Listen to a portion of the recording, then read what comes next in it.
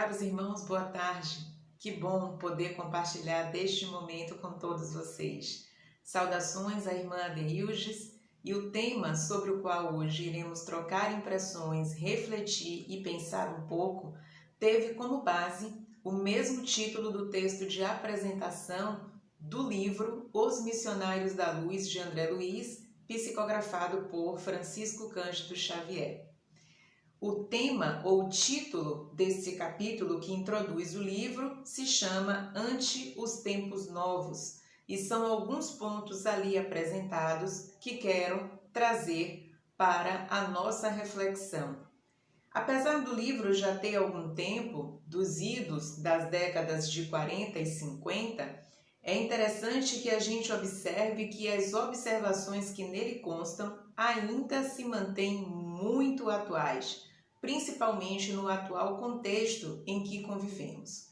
Vamos então começar. Eu trouxe destacados alguns pontos deste capítulo da introdução, onde ele, André Luiz, participa de uma grande assembleia e nela é então dito em algumas instruções: os corações ainda tenros, e aqui se refere à criança, amam o sonho, aguardam heroísmo fácil, estimam o menor esforço, não entendem de pronto o labor divino da perfeição eterna e por isso afastam-se do ensinamento real, admirados e espantadiços.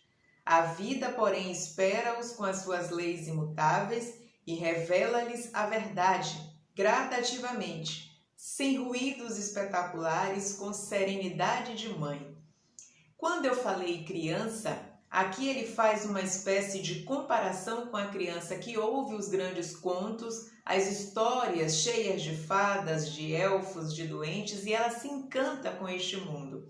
Aqui ele faz uma comparação, o mentor que está fazendo a exposição e as reflexões com André Luiz, de que nós, quando ouvimos as narrativas do mundo espiritual ou nos encantamos com os conteúdos trazidos pelos palestrantes, nós também nos comportamos como crianças e imaginamos este mundo celeste ou essas grandes colônias, o futuro radiante que podemos ter, mas esquecemos que para alcançar todas essas benesses, haverá que cada um de nós estabelecermos algum tipo de programação evolutiva que requererá esforço.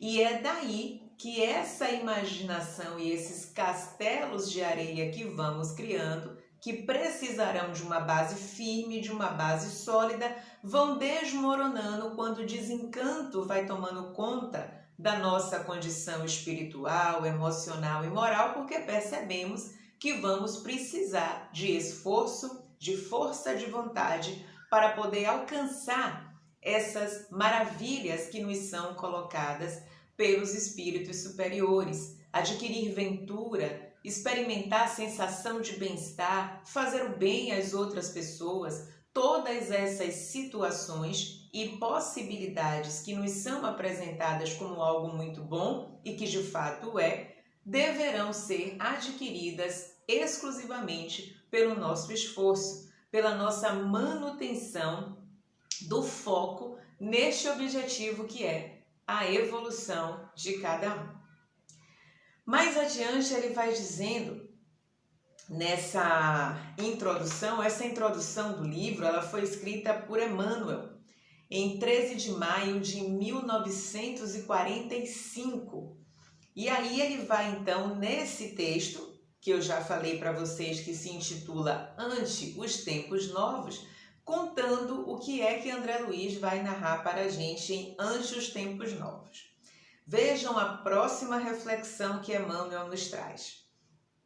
Enquanto os espíritos sábios e benevolentes trazem a visão celeste, alargando o campo das esperanças humanas, todos os companheiros encarnados nos ouvem estáticos, venturosos. É a consolação sublime, o conforto desejado. Congregam-se os corações para receber as mensagens do céu. Mas, se os emissários do plano superior revelam alguns ângulos da vida espiritual, falando-lhes do trabalho, do esforço próprio, da responsabilidade pessoal, da luta edificante, do estudo necessário, do autoaperfeiçoamento, não ocultam a desagradável impressão. Contrariamente às suposições da primeira hora, não enxergam o céu das facilidades nem a região dos favores. Não divisam acontecimentos milagrosos, nem observam a beatitude repousante. Aqui Emmanuel já disse, no mundo espiritual, não há indicações privilegiadas. Não tem quem passe a mão sobre as nossas cabeças, o que vai de fato falar a nosso favor, ou nem tão a favor assim de todos nós, serão as nossas próprias condutas e as nossas conquistas na caminhada espiritual. E pasmem, isso não se constitui nenhuma novidade. Jesus já tinha nos dito, a cada um segundo as suas obras. O que os Espíritos vão nos trazendo são reforços dos ensinamentos do Cristo. Não foi à toa que a doutrina espírita nos apresenta Jesus para, além de espírito puro, o nosso modelo e guia. São nas ações dele, nos seus exemplos, nas suas atitudes que devemos nos mirar. Essa ideia que a gente traz de que Jesus é espírito puro e que, portanto, não terei condições de segui-lo, é uma estratégia do nosso orgulho e do nosso egoísmo que nos impede de abandonar os prazeres fáceis para poder escolher a porta estreita. Então é cômodo, até para mim, fazer a afirmação de que Jesus está muito distante da minha condição espiritual, para que eu então me conforme naquela condição na qual eu ainda me encontro, para que eu possa continuar aprisionado à minha zona de conforto e manter os prazeres nos quais eu ainda tendo a me comprazer. Allan Kardec é magistral quando em O Livro dos Espíritos ele diz que podemos modificar e muitas vezes com um pequeno esforço. O que nos falta é a vontade, porque essa vontade encontra-se prisioneira da viciação dos prazeres que ainda nos comprazem. Então, nós ainda estamos muito sensoriais, voltados para os sentidos e a satisfação desses mesmos sentidos, daquilo que os olhos nos atraem, daquilo que nós olhamos e que desperta o nosso desejo, a nossa cobiça, a nossa gana, e por isso a gente não desvia o nosso olhar e centra a atenção nas questões espirituais e nos tesouros que não serão corroídos. Nós selecionamos o que nós ouvimos, até que conseguimos ouvir as palavras do Mestre, conseguimos ouvir os esclarecimentos que a doutrina espírita nos traz, mas não introjetamos a ponto de exercê-los no nosso dia a dia. Então a gente ouve, mas não faz a escuta atenta. A gente até consegue falar sobre esses conhecimentos, mas a vivência ainda é distante. Há uma desconexão entre aquilo que aprendemos e entre aquilo que fazemos. Se a gente busca seguir Jesus como modelo, essa conexão vai se fazer natural e aí a gente experimentará a plenitude. Quando a gente diz que está muito distante o nosso modelo e guia de todos nós, lembremos que ele teve proximidade com os seus apóstolos e ele provocou mudança em todos eles, dentro dos seus níveis evolutivos, das suas condições espirituais, mas todos tiveram modificação. Nós estamos na mesma condição e se lermos a biografia dos apóstolos, quem sabe até podemos estar melhores e eles modificaram. Conosco é a mesma coisa, basta que tenhamos como objetivo que a nossa modificação íntima, a nossa reforma íntima, a educação do caráter, como preconizou Kardec, são indispensáveis. Os espíritos, com a sutileza com que utilizam, porque eles não nos obrigam a evoluir, eles não nos impõem evolução, eles sugerem, porque a perspectiva espiritual é do mérito.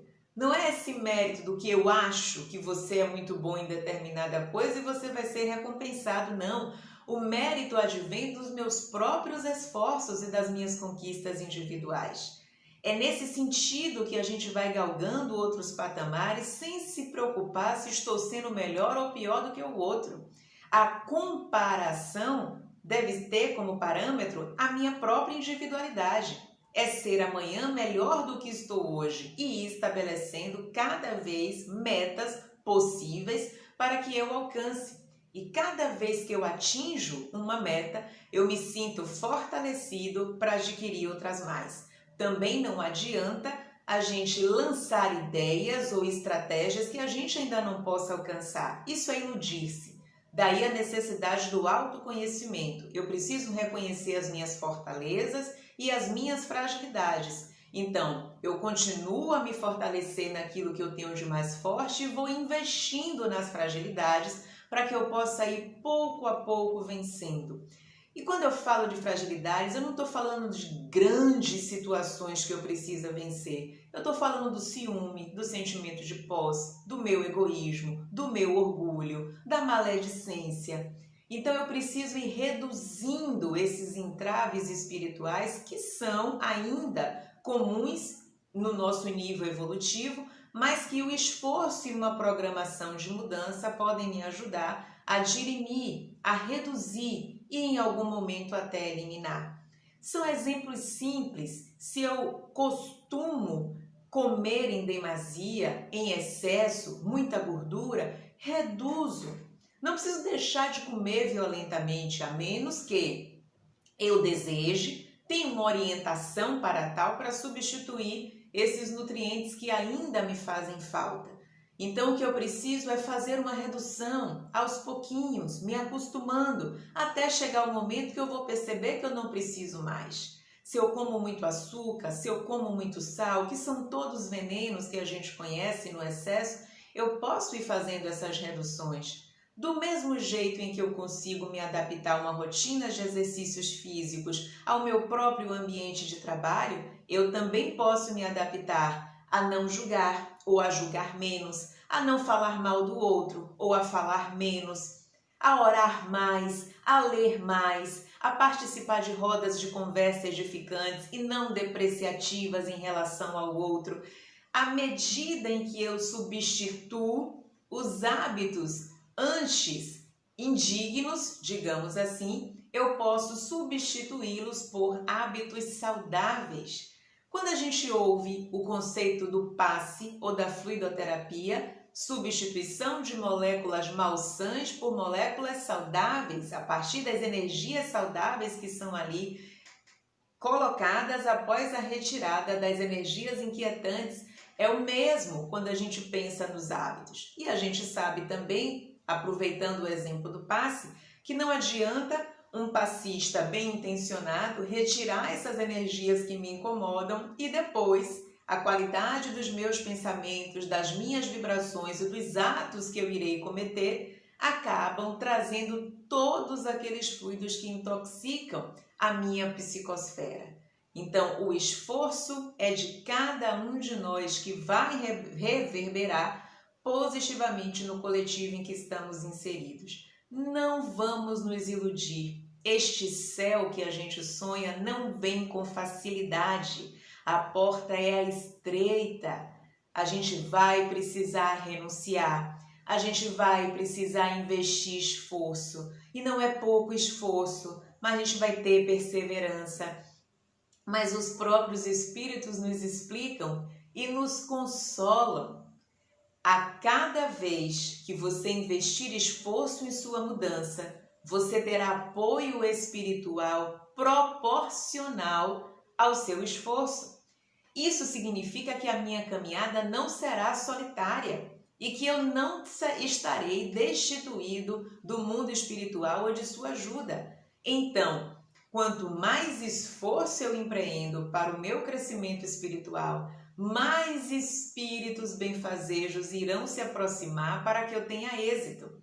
Do mesmo jeito em que a gente vê um grande esportista chegar ao pódio, se a gente observar quem está na retaguarda, a gente tem uma equipe enorme que tem nele o resultado dos seus esforços. A mesma coisa acontece conosco na perspectiva espiritual. Nós somos os atletas na caminhada evolutiva, buscando o troféu da paz espiritual e temos então um corpo de espíritos que nos ajudam nesse processo evolutivo. Ninguém está só.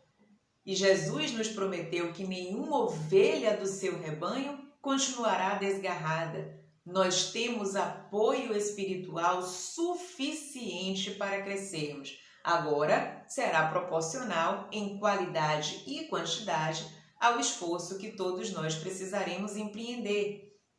Iremos falhar, iremos cair, mas não desanimemos. Faz parte ainda do nosso nível evolutivo a falha, o erro, a queda, mas quando Jesus recomenda oração e vigilância, ele já sabia da nossa condição.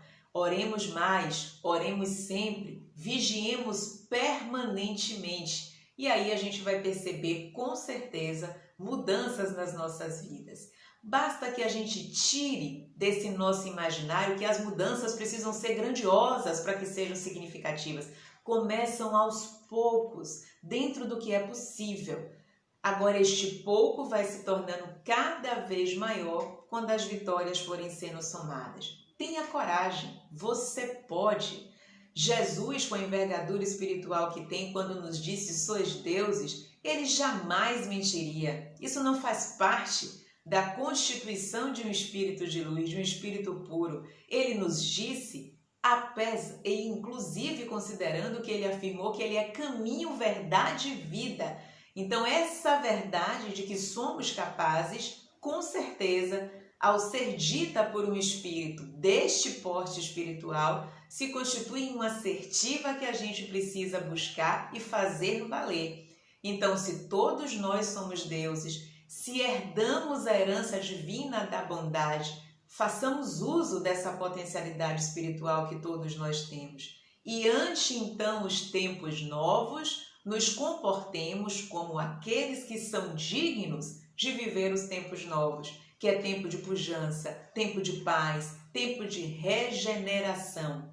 Mas para estarmos nela, merecermos e vivenciarmos, precisamos, claro, fazer por onde. Do mesmo jeito que estudamos para conquistar uma profissão, que nos qualificamos para sermos melhores em nossos trabalhos, que estudamos e nos preparamos para as atividades na casa espírita, seja ela de natureza mediúnica, na recepção do centro, na livraria, no bazar, na cantina, nos cursos, não importa. Todos os lugares são de serviço ao outro, à espiritualidade, mas em primeiro lugar, essa é uma consciência que o trabalhador espírita precisa ter. O posto de trabalho com Jesus que nós ocupamos beneficiam sempre e em primeiro lugar a cada um de nós. Não é o outro que eu beneficio, não é ao espírito superior que eu vou servir, é a mim. A casa espírita e o trabalho que nela eu desenvolvo contribuem com a minha evolução espiritual.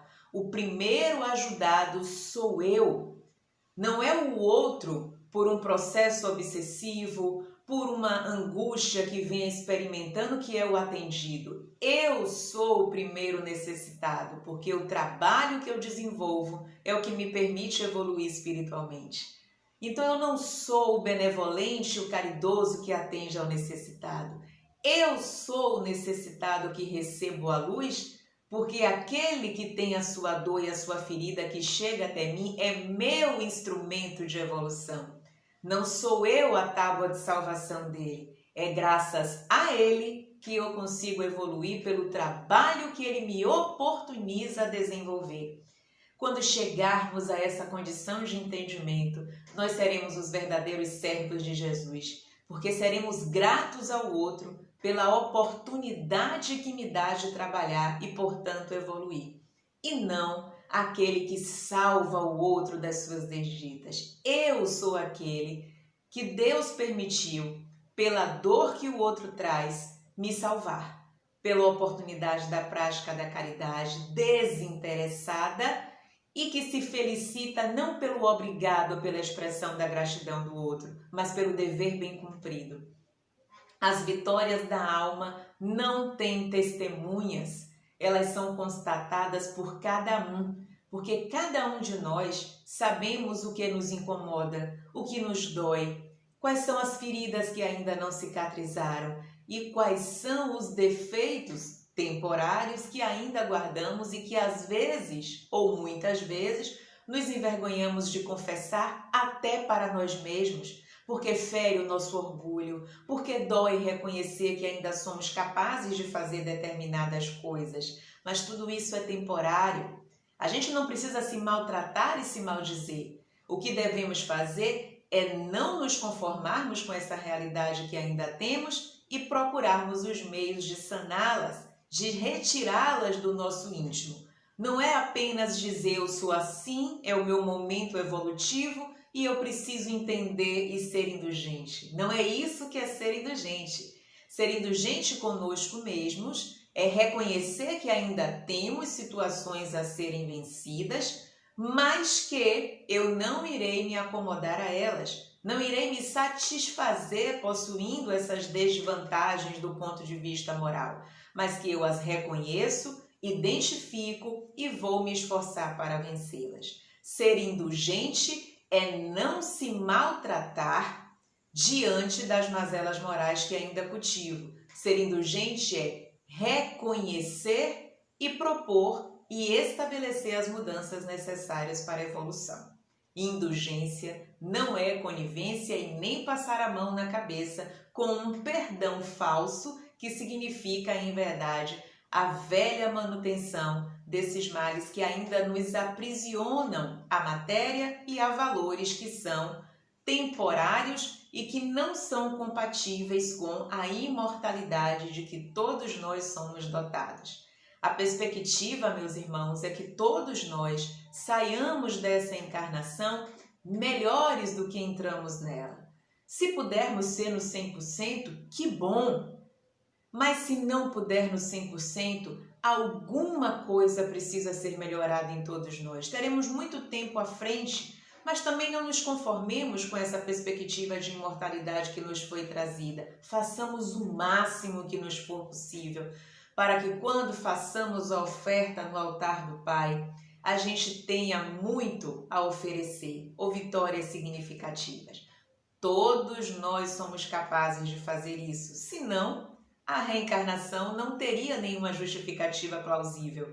Para que tantas oportunidades? Para que tantas chances? Para que tantos desafios se a evolução não fosse uma premissa de crescimento, não fosse uma lei trazida pela divindade? Olhemos para a nossa encarnação. Não importa a idade cronológica que tenhamos, não importa o que o físico nos diga, que ainda estamos num corpo jovem, que estamos num corpo envelhecido, é o espírito quem determina. Hoje observamos as pessoas estão vivendo 80, 90, 100 anos. Não adianta a gente chegar aos 60 e dizer acabou meu tempo. Você pode ter 40 anos à frente. Esta conta, que é uma conta material que a gente faz determinando o que vamos fazer pela idade cronológica, é falseada, porque o espírito ainda não tem, ele pode até intuir, mas não determinar quantos anos ele tem de vida. Se alguém me perguntar a minha idade, eu posso dizer 40 anos, tudo bem, é o que eu fiz em idade, mas quantos anos mesmo eu tenho, eu não posso prever. Então, se eu me conformo porque já cheguei a uma dada idade e não mais poderei fazer nada, se a divindade me concede mais 40, eu vou jogar fora? Pensemos e reflitamos sobre essa relação que nós temos com o tempo. A gente determina o tempo que a gente pode utilizar para as boas obras pela idade do corpo físico. O que a gente precisa olhar é como espírito, qual é a potencialidade que eu tenho e colocar em prática. Porque eu posso, então, aos 50, receber mais 40 e perder 4 décadas de investimento no bem. Mudemos essa forma de contar o tempo. O que a gente tem que contabilizar é potencialidade, é virtude, são aquisições do ponto de vista moral. Então, nunca diga não tenho tempo. Você não sabe se de fato você não tem. Então, invista na sua reforma íntima, invista no bem, invista em ajudar o próximo, que você vai perceber e sentir que, em verdade, juventude e longevidade são características espirituais, Longevos todos nós seremos, porque somos imortais. E a jovialidade está no entusiasmo que vem da alma. O entusiasmo não vem das células e do trabalho que elas desenvolvem internamente, vem do espírito que as anima. Porque quando o espírito sai do corpo, as células perdem aquele que lhes instiga o trabalho de manutenção da vida. Então, ante os tempos novos, pensemos do que estamos fazendo na atualidade da existência que Deus nos concedeu. É nela que devemos pensar, porque para experimentar os tempos novos, eu preciso estabelecer o meu futuro a partir de hoje. Precisamos viver as nossas existências lembrando que o que estou fazendo hoje e agora moldará a minha vida futura. Então, ser feliz no futuro dependerá da semeadura que eu estou fazendo agora. Como espíritas que somos, conhecedores do princípio da reencarnação, se quero uma vida melhor do que a que tenho hoje, se eu almejo a felicidade, plante desde hoje. É agora que eu constituo a minha vida futura, inclusive o meu futuro no novo corpo, mas também a consequência que encontrarei no mundo espiritual. Estar num lugar agradável ou desagradável, encontrar o choro ou o ranger de dentes ou a paz que eu busco, dependerá do que agora eu estou plantando no mundo.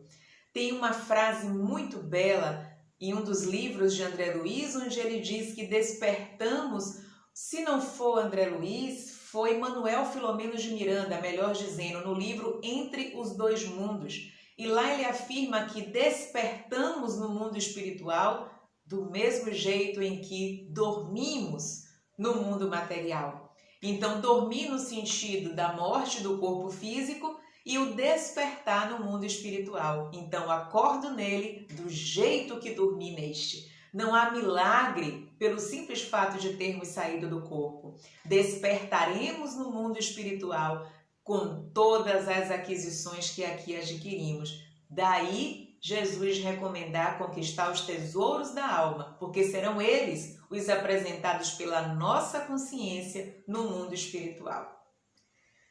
Mais à frente, Emmanuel nos diz: ao invés do paraíso próximo, sente-se nas vizinhanças de uma oficina incansável, onde o trabalhador não se elevará pela mão beijada do protecionismo e sim à custa de si mesmo, para que deva à própria consciência a vitória ou a derrota. Percebem a lei imperecível que estabelece o controle da vida em nome do Eterno, sem falsos julgamentos. Compreendem que as praias de beleza divina e os palácios encantados da paz aguardam o espírito noutros continentes vibratórios do universo, reconhecendo, no entanto, que lhes compete suar e lutar, esforçar-se e aprimorar-se por alcançá-los, bracejando no imenso mar das experiências. Bracejar no imenso mar das experiências nos faz refletir sobre como nós recebemos os desafios evolutivos que a vida nos concede. E a vida não nos concede desafios existenciais e evolutivos de graça, não. É simplesmente a colheita daquilo que plantamos. As dificuldades, as agruras, as decepções, a dor física, mutilações físicas, todo o processo de sofrimento, deformidades, são possibilidades educativas e evolutivas, fruto dos nossos atos. Não confundamos essa perspectiva com castigo, com punição, com uma forma severa de dizer você foi o pecador. Não é nada disso. Deus não pune nem castiga, Ele educa os seus filhos a partir de oportunidades evolutivas. Esse Deus amoroso e misericordioso não pode combinar com esse Deus despótico, perverso, que a gente ainda mantém no nosso imaginário. Deus concede a todos nós possibilidades permanentes de crescimento. Aproveitar bem ou mal dependerá de cada um de nós. Lembrar aqui que mal é, como Kardec definiu, desconhecimento ou ignorância em relação ao bem. Não é o mal nesse sentido que a gente emprega do maligno, de uma figura satânica, ou de que nós somos seres muito maus ou perversos. Podemos até estar maus ou estar perversos por uma questão de escolhas que fazemos. Mas se em essência somos filhos de Deus, nós temos a bondade como herança íncita. Todos nós somos bondosos, a despeito da rudeza, da brutalidade, da violência que às vezes externamos quando nos desviamos deste caminho ou negamos a natureza divina que possuímos. Mas em algum momento iremos recuperá-la, porque quem tem a herança divina será por ela atraído em algum momento. Daí a gente tem arrependimento, remorso, melancolia, tristeza, processos obsessivos, processos depressivos, que são grandes recondutores daqueles que se desviaram da rota e que precisarão retornar ao caminho do Pai, porque dele são filhos e por isso mesmo precisarão recuperar essa rota. Infelizmente, ainda optamos pelo sofrimento, porque escolhemos caminhos que não são aqueles preconizados por Deus. Mas todos irão retomar, todos irão voltar ao regaço do Pai. Não há exemplo mais significativo e mais conhecido de todos nós do que o de Paulo de Tarso. Ele era o perseguidor dos cristãos mais cruel que a história já ouviu falar, mas foi o maior dos apóstolos do Cristo, porque ele retoma esse seu caminho. Então todos nós teremos essa oportunidade e essa chance, mas a gente não precisa chegar ao fundo do poço para tal. Temos os depoimentos dos espíritos, temos o presente que Kardec nos deu em O Céu e o Inferno, quando ele traz os depoimentos de milhares de espíritos ali colocados no seu futuro espiritual de acordo com o que vivenciaram em suas existências. Olhemos, leiamos e reflitamos para não repetir. E se formos escolher algumas vidas para repetir os bons hábitos e as boas posturas, busquemos o depoimento dos espíritos felizes. E ali sim vamos perceber como é viver bem para despertar bem no mundo espiritual. Sempre será o nosso esforço. Não tenha preguiça, não tenha medo, não tenha receio em renunciar. Eu sempre gosto de dizer, e entendo que é preciso, que renúncia ainda é entendido como algo penoso, sacrificial. Eu repito sempre a cada oportunidade que tenho de conversar, de trocar, de dialogar. Renúncia é deixar algo menor, restrito, por algo maior, grandioso, pujante, mais prazeroso. Então, renunciar não é deixar algo muito significativo para algo penoso, de sofrimento. Não, é deixar algo que lhe aprisiona, que lhe restringe, que lhe deixa pequeno, por algo que vai lhe deixar pleno, feliz, saudável, grandioso. Renunciar é isto, é deixar o pequeno pelo maior. Então, renunciar é algo bom. A gente precisa dar às palavras o significado que elas realmente têm.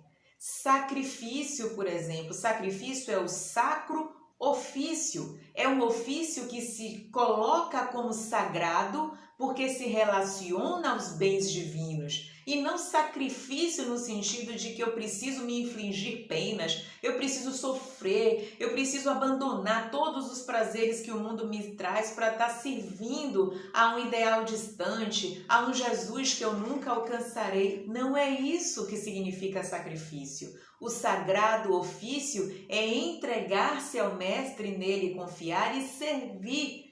Não há prazer mais perene, mais duradouro e com uma felicidade que perdura ao longo da sua caminhada quando comparada aos prazeres materiais, que têm uma duração muito pequena e que eu preciso desenvolver repetições que vão me adoecendo por pequenos momentos de prazer. Então eu como em excesso, porque aquele prazer passa e faço mal ao meu corpo físico. Eu me desgasto loucamente para ganhar mais dinheiro, para dizer à sociedade que eu sou bem-sucedido e consumir cada vez mais, típico de comportamento pautado no materialismo. E quando eu busco tempo para os tesouros espirituais, esse tempo não existe porque eu estou cansado, porque eu não tenho mais tempo, porque eu não sou capaz de fazer. mas faço coisas surpreendentes do ponto de vista material.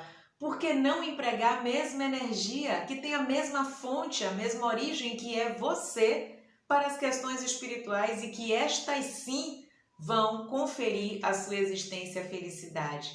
Precisamos trazer para o nosso dia a dia essa lembrança de que o que nos confere boas energias, manutenção do nosso bem-estar e saúde é o cultivo dos bens materiais e não dos bens materiais.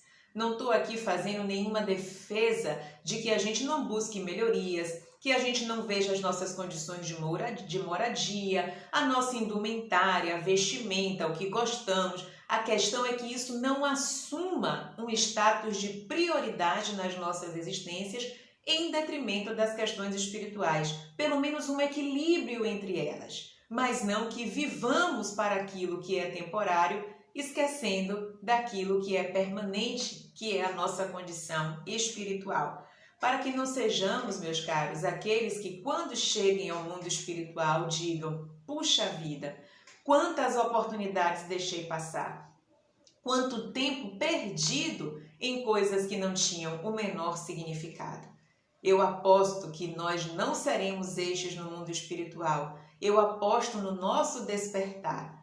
Cristo nos chama e aguarda esperançoso que a gente olhe para o seu exemplo e para os seus ensinamentos.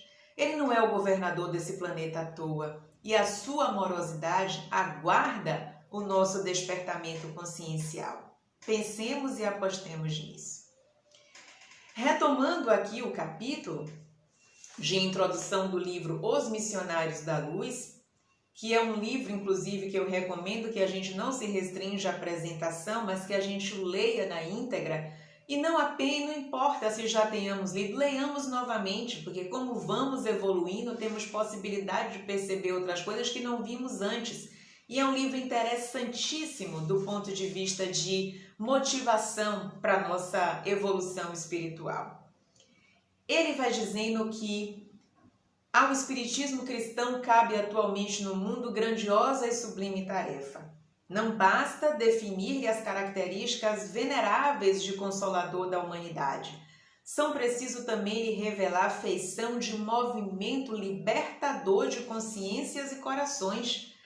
Quando eu leio isso, eu fico pensando, eu tenho um tesouro nas mãos, eu tenho as obras de Kardec, eu tenho os livros de André Luiz, a gente tem Joana de Ângeles, Manuel Filomeno de Miranda, a gente hoje pode fazer download dos livros na internet, a gente pode participar de grupos de estudo, a despeito da pandemia, a gente tem as plataformas virtuais, a gente tem as palestras, a gente pode ter o conhecimento, ter acesso a essas maravilhas que os espíritos nos trouxeram. E se eu tenho diante de mim um movimento libertador de consciências, meu Deus, eu preciso despertar e ser este que se liberta, e ser o pleno e ser o feliz como Jesus nos apresentou. E ele vai dizendo, a morte física não é o fim. Essa é a premissa. Se a morte física não é o fim, se eu continuo, o que estou fazendo dessa existência que Deus me concedeu? Essa é uma reflexão que deve passar pela nossa mente todos os dias. O que estou fazendo das horas que me são concedidas? O que estou fazendo do corpo saudável de que disponho? O que estou fazendo se o corpo não é tão saudável quanto eu gostaria, ou como eu vejo as outras pessoas usufruírem? O que estou fazendo da minha mente? Como cultivo a minha saúde mental com o que produzo? Precisamos refletir sobre o que estamos fazendo com as nossas energias. Que espíritos eu estou atraindo a partir do que penso, do que desejo, do que faço? O que é que estou ofertando à divindade de bom para o meu crescimento evolutivo e para o outro também? Depois que ele afirma, Emmanuel, que a morte física não é o fim, ele diz: é pura mudança de capítulo no livro da evolução e do aperfeiçoamento. Ao seu influxo, ninguém deve esperar soluções finais e definitivas, quando sabemos que 100 anos de atividade no mundo representa uma fração relativamente curta de tempo para qualquer edificação na vida eterna. Então, se esse tempo é curto, aproveitemos ao máximo. Porque se o máximo que dedicamos o nosso tempo é para o trabalho extenuante, para pagar as contas e manter a nossa imagem social, vai faltar tempo para a questão espiritual. Então não precisa o excesso, precisamos do necessário, do essencial. A gente precisa cuidar do nosso âmbito moral, emocional, espiritual, familiar, cultivar o autoconhecimento, meditar, orar, boas leituras, participar de conversações edificantes. Para que perder tempo maldizendo o outro? O tempo que eu levo maldizendo o outro é tempo que perco ao não investir em meu crescimento. Olho demais para a vida alheia e esqueço da que possuo. E mais à frente ele vai dizendo: ante os tempos novos e considerando o esforço grandioso da renovação, requisita-se o concurso de todos os servidores fiéis da verdade e do bem, para que antes de tudo vivam a nova fé, melhorando-se e elevando-se cada um a caminho do mundo melhor, a fim de que a edificação do Cristo prevaleça sobre as meras palavras das ideologias brilhantes. De nada vale o bom discurso, as palavras bonitas, se elas não transparecem nos nossos atos, nos nossos pensamentos e na nossa conduta.